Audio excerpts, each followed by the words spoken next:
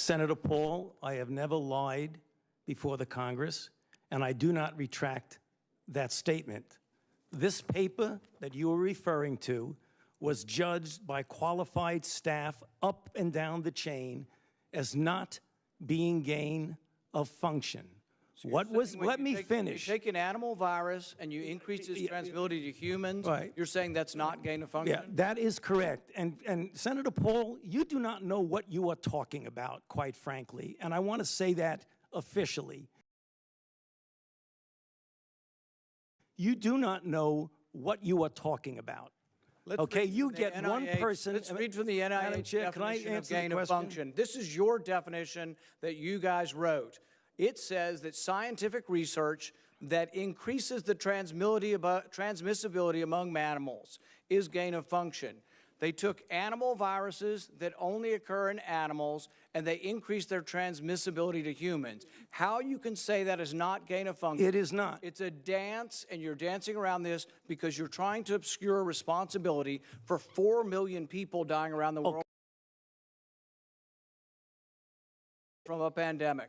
And let's let Dr. Fauci. I have to, well, now you're getting into something. If the point that you are making is that the grant that was funded as a sub-award from EcoHealth to Wuhan created SARS-CoV-2, that's where you are getting. Let me finish. We don't know. Well, we don't wait know a minute. If it did come from the lab, but all the evidence is pointing that it came from the lab, and there will be responsibility for those who funded the lab, including yourself. I totally This committee will allow the witness to respond. I totally resent the lie that you are now propagating,